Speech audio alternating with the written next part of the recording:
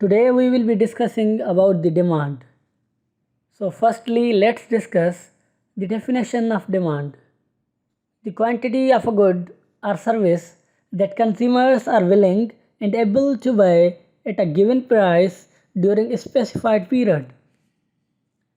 Let's take an example to understand it. You want to buy 10 chocolate bars, but the store has only 5. You can buy only 5 now, but the quantity demanded is 10. After that, let's discuss factors determining the demand. Prices play a role in determining the demand. But before price, let's see other factors. So, other factors may be consumer tastes, information and misinformation.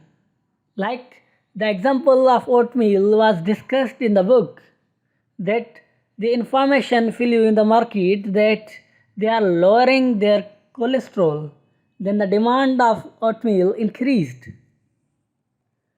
After that we have price of other goods, like firstly we have substitutes.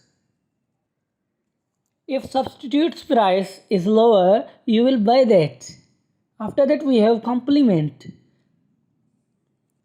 Let's take an example to understand it. Like if you eat pie with ice cream, if ice cream's price increases, you are less likely to buy pie. After that we have people's income. Like from income we decide how much and what we should buy. If suddenly we are inherited with wealth, we can buy the luxuries. After that we have government rules and regulations. So firstly we have sales tax. If sales tax increases, the demand decreases for that product. And after that we have bans. Like we were discussed in the book that skateboards were banned in particular country, so the demand decreased for that. After that, let's discuss other factors affecting the demand, like friends and seasons.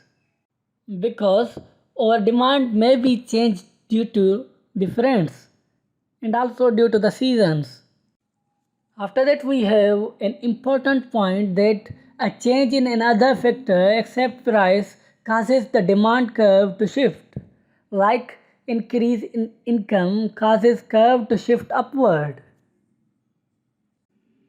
After that, let's discuss price's role. To determine how change in price affects quantity demanded, economists must hold constant other factors such as income and tastes. And the prices causes the movement along the curve, like we discussed the example of coffee. After that we have demand function. It shows the connection or correspondence between quantity demanded, price and other factors. And furthermore, it explains how much people are willing to buy at given price and how other factors affect this.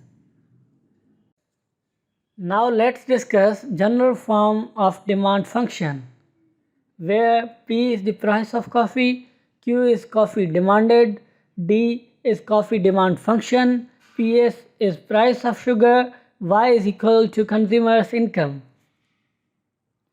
Now in order to understand it more, let Q is equal to 12 minus P, where if Q is equal to 0, no quantity is demanded at price 12.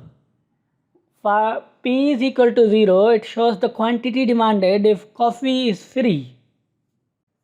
After that, let's discuss law of demand. It is one of the most important findings in economics.